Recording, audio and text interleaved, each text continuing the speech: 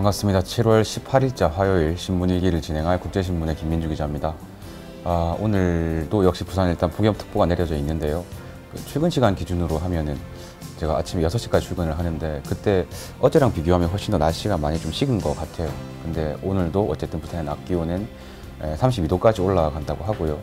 오후에 잠깐 빗방울이 내릴 수가 있는데 예보에 따르면 1mm 미만이라고 하니까 뭐 크게 신경 쓸 수준은 아닐 것 같습니다.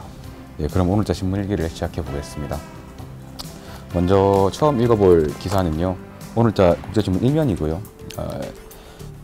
최저임금 7,530원 내년부터 관련해가지고 사각지대가 좀 있다 이런 이야기인데요. 어떤 기사인지 한번 읽어보도록 하겠습니다.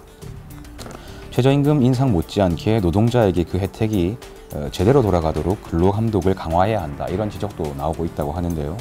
부산에서는 좀 대표적으로 최저임금이 미달되는 현행 미달되는 사업장이 마을버스라고 해요. 부산에 61개 마을버스 회사가 있고 거기에 소속 기사님이 1,020명인데 이분들이 올해 최저임금이 6,470원인데 그거보다 더 낮은 시급 6,047원을 받고 일을 하고 있다고 합니다. 이 기사님들의 임금이 최저임금 밑으로 떨어진 근본적인 이유는 적자 때문이라고 하는데요. 마을버스 조합 측에서는 현금 1,100원 이 요금이 2013년부터 유지가 돼가지고 적자가 너무 심하다 그렇게 주장을 하면서 내년 최저임금 7,530원 감당 못한다 이렇게 이야기를 했다고 하고요. 부산노동청에 따르면 최저임금 위반 적발이 지난 3년 동안 꾸준히 늘어서 2014년에는 150건 정도에서 작년에 260건 정도로 2배가 조금 못되게 늘었습니다. 부산대 권혁교수 같은 경우에는 최저임금의 사각지대를 줄이고 자영업자 등 영세 사업자를 배려하는 정책도 확대를 해야 된다 이렇게 이야기를 했다고 하는데요. 그러니까 지금 실제로 이제 현행 최저임금도 안 지켜지는 데가 있다 이런 이야기인 거잖아요. 결국 원인은 뭐 이렇게 적자 때문이라는 거죠. 제가 통계를 찾아보니까 2001년도에 그 전체 노동자 중에서 최저임금을 못 받고 일하는 사람의 비율이 한 4% 정도였습니다. 근데 이게 작년에 13.6% 정도로 굉장히 많이 늘었거든요.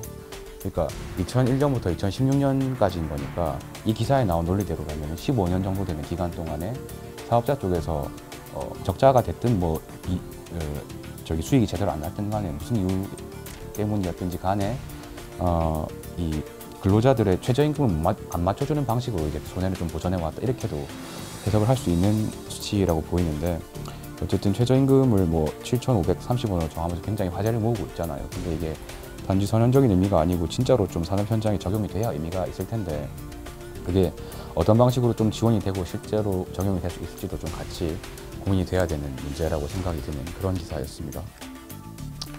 다음으로는 간단하게 저도 골프를 잘 모릅니다만은 관련 소식이 있어가지고 하나 좀 읽어보겠습니다.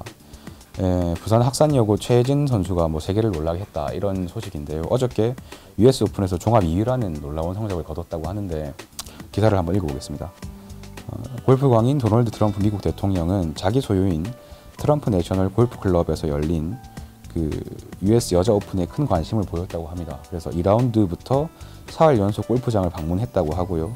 트위터를 통해서 어제 같은 경우에는 이 아마추어 선수가 몇십 년 만에 공동 선두를 달리고 있어서 놀랍다 이런 글을 올렸는데 이 선수가 이제 부산 출신 골퍼인 최혜진 선수였다고 해요.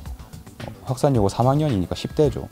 이분이 이제 2년 연속 지역 예선에서 1위를 하면서 출전을 할 수가 있었는데 이번 대회가 이제 역대 최대 규모의 상금이 걸렸었고 최혜진 선수가 2위를 기록했습니다만은 상금을 한 푼도 받을 수 없다고 합니다. 그러니까 이분은 아직 아마추어이기 때문에 상금을 받을 수 없다 이런 설명이고요. 근데 준우승 상금이 54만 달러, 우리 돈으로 한 7억 정도 된다고 하는데 아마추어라서 이 상금 못 받고 3등한 선수들이 이 상금을 나눠 갖는다 이렇게 전해지고 있고요. 최혜진 선수 본인은 세계 최고의 선수들이 모이는 대회에서 이런 성적을 낸 것만 해도 만족한다 이런 소감을 밝혔다고 하는데 그러니까 박세리 퀴즈 이런 말 하잖아요. 그 이후에 계속되는 골프에 대한 관심이 이제 이런 선수까지도 이어지는 것 같은데 어쨌든 나중에 프로로 전향을 하시겠죠. 이후에도 좀 좋은 모습을 보여주시면 좋겠다 이런 바람입니다. 마지막으로 다뤄볼 소식은 기장군에 안데르센 동화마을이라는 게 생긴다고 하거든요. 일단 기사를 바로 먼저 한번 읽어보겠습니다. 부산 기장군에 어린이를 위한 안데르센 동화마을이 들어선다.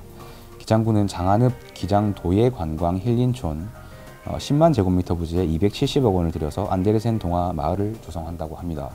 완공 시기는 예정상 2020년이고요. 안데르센 동화 마을은 안데르센 작품을 주제로 이 스토리텔링이 도입된 체험 공간이라고 하는데 안데르센 마을, 동화의 숲, 영화의 숲, 영화 테마 체험존 이런 것들이 같이 들어선다고 하고요. 이 도예촌 내에 수려한 자연 공간을 적극 활용해서 동화와 영화가 모티브가 된 친환경 힐링 체험 공간이 될 거다. 이런 전망인데요.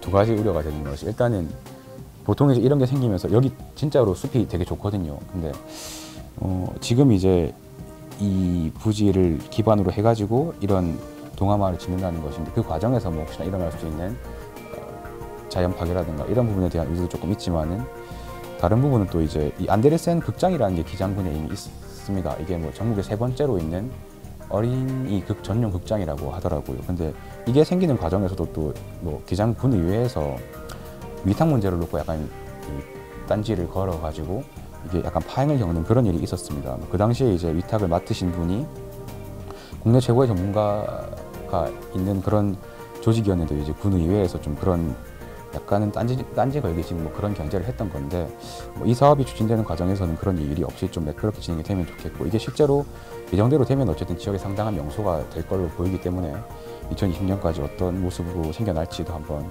기대를 하고 지켜볼 부분인 것 같습니다. 네, 지금까지 국제신문의 김민주 기자였습니다. 오늘 신문 여기까지 진행을 할게요. 고맙습니다.